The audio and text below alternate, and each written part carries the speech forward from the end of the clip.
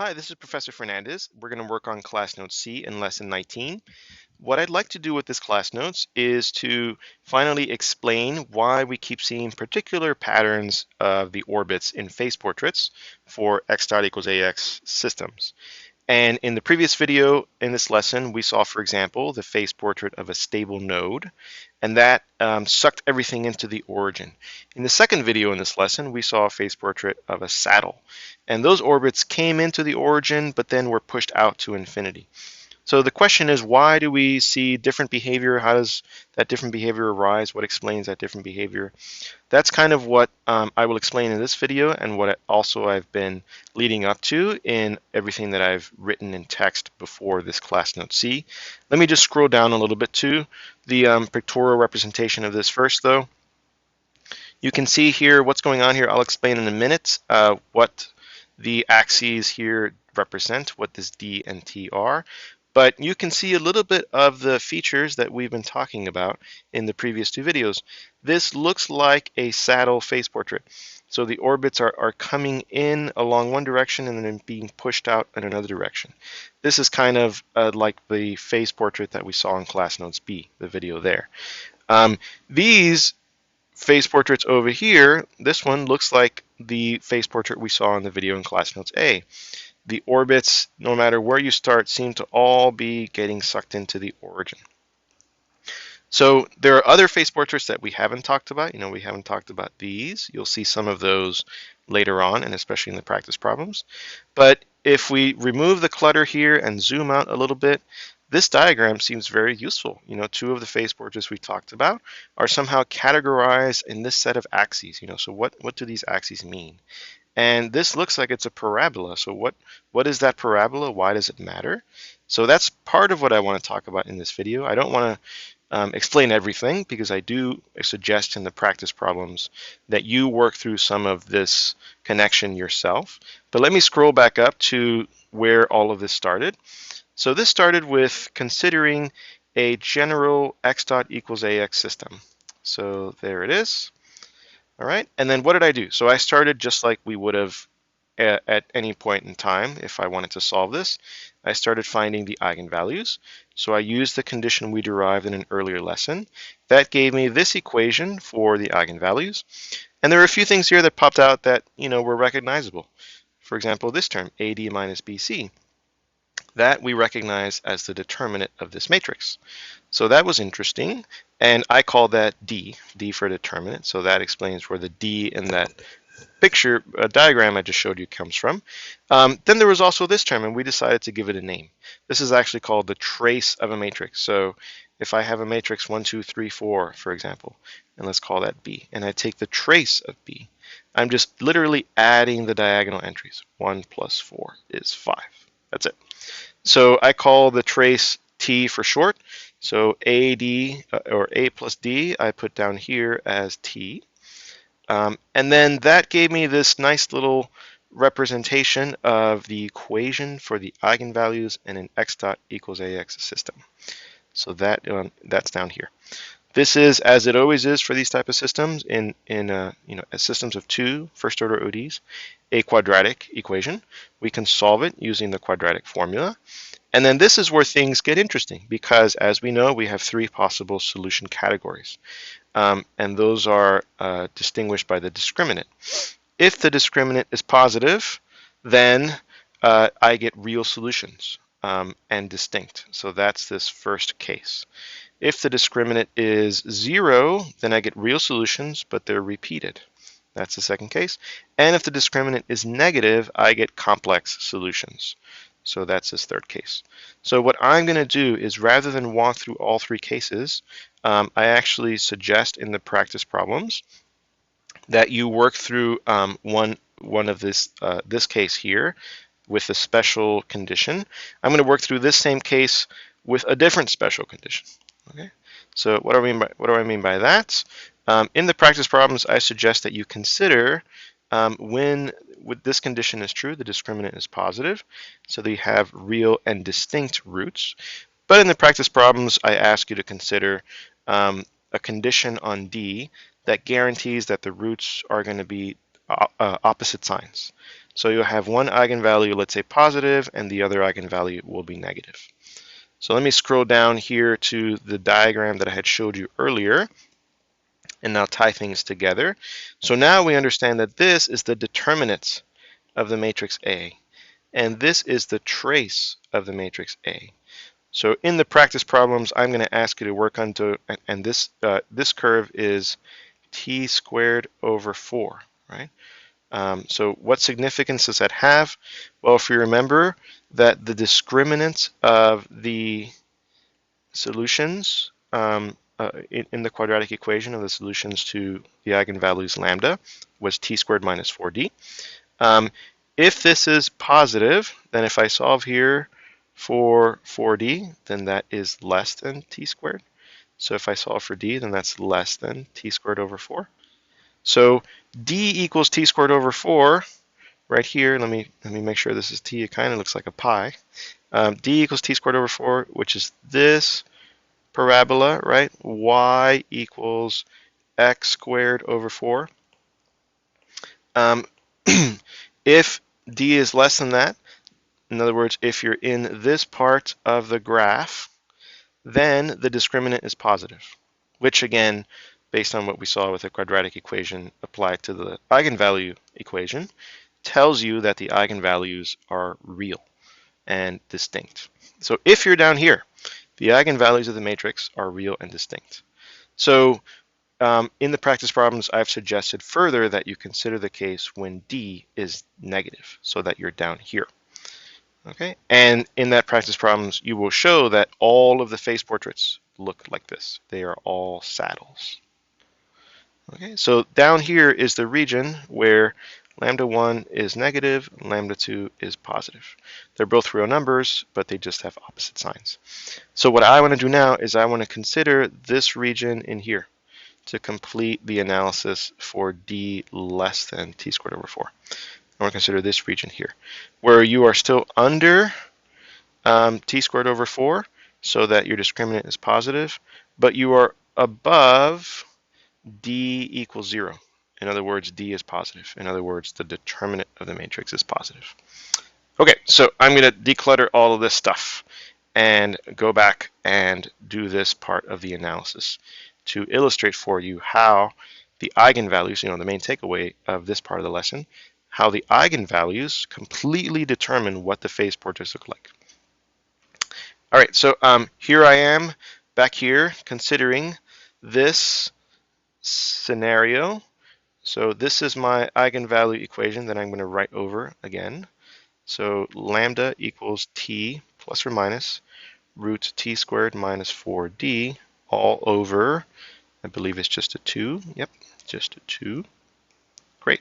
So again, this is the equation for the eigenvalues for the system x dot equals a, b, c, d, x. D here is the determinant of a. This is a. AD minus BC. T here is the trace of A, the sum of the diagonal entries, A plus D. Okay, and I'm now going to consider the case when t squared minus 4d is positive, so that I get real and distinct roots, and d is positive, so that I'm talking about that little part of the diagram that we just showed, which is above the x-axis but below that parabola. Okay, so consider that. Then what's happening? So let me look at my eigenvalues. Okay, my eigenvalues look like t plus or minus root positive number, I'm going to be very precise here, divided by 2. Okay, so what's going to happen here? If I have a positive number, great, and I'm looking at this eigenvalue. So what are my two solutions here? So they split up into two possible real roots. Excuse me. This is t plus the square root of, I'll just call it p number, positive number, divided by 2, and then t minus the square root of positive number divided by 2. All right, so what could I use to analyze this? Right. So let's think about this. I have t, which is the trace of the matrix, and I'm adding to it the square root of a positive number. So this thing is positive. The square root of a positive number is positive. The 2 here is positive. Great. So what about the t? Okay, well that kind of depends, right? If t is positive, then this entire thing will be positive. If t is negative, then I have to think a little harder about what this quantity looks like. So that's kind of the analysis that I'm going to do here. So I'm going to say, okay, 2 cases. I'm going to call this version of the roots, equals, let's call this lambda 1. And let's call this root lambda 2. So I'm going to go over here and I'm going to consider the lambda 1 case.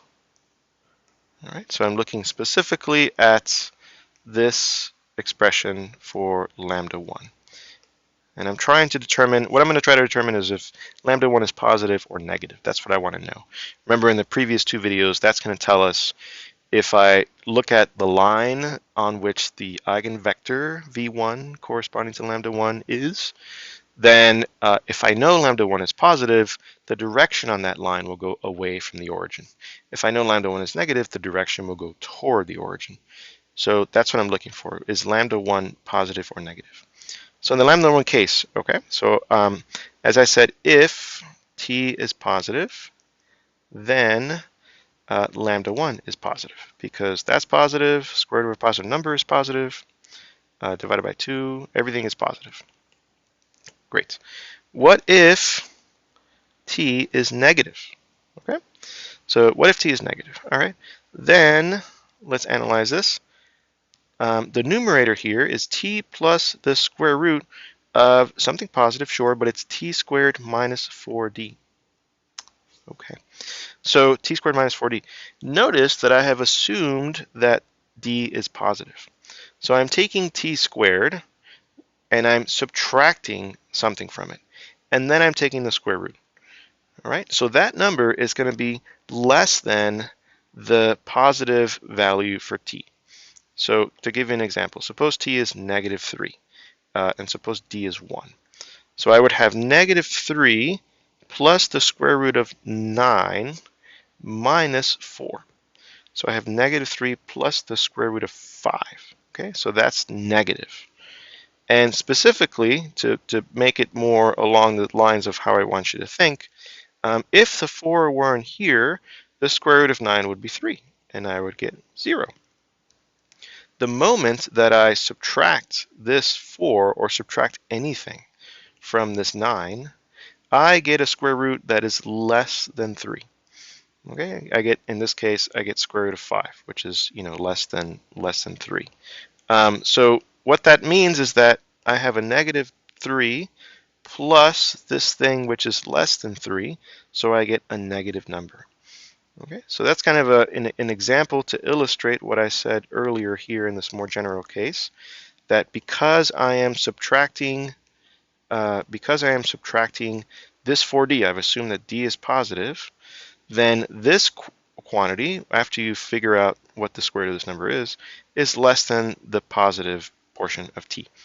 So the sum of t plus square root of t squared minus 4d is less than 0. Certainly, if I divide it by 2, I will still get less than 0. So what's the conclusion? The conclusion is that unlike the first part here that we just talked about, in this part, if t is less than 0, then this thing is less than 0. So that tells us that lambda 1 is less than 0. So what did we learn? Right, let's piece everything together. What does this translate to? If d is less than t squared over 2, and d is positive, then this, if this, then that. If this, then that. All right. So let me just start drawing. Let me illustrate that over here. Right. So this parabola is d equals t squared over 4. All right. And if I scroll up here, we are in the case when d is less than t squared over 4. Okay, so again, we're considering under this parabola. Great. And then we're also considering d positive. So we're considering now between the parabola and the x-axis, between the parabola and the x-axis, this region here, right? And then now we have a nice little result. If t is positive, then lambda 1 is negative, right? T positive, so we are in this part. So in other words, if I'm in this region here, then lambda 1 is negative. So in here, we have just shown that lambda 1 is negative. Over here, if t is negative, then, oops, sorry, we've shown that lambda 1 is positive in this region. Positive. If t is negative, then lambda 1 is negative. So if t is negative, then scrolling down here, this is the t-axis. T negative is over here, so we are in this region. Okay? We've just shown that lambda 1 is negative in this region. Okay? So decluttering things a bit here. This is very useful information because now we know the sign, SIGN, of the eigenvalues in these regions of this diagram. So I'm going to try to make it a little nicer and neater here. So in these two regions, we know the sign of lambdas. Great, so now I'm going to go back and do the analysis over for the lambda 2 case. So let's do that. So I'm going to remove some of this clutter. Move the clutter here, and we'll do the lambda 2 case.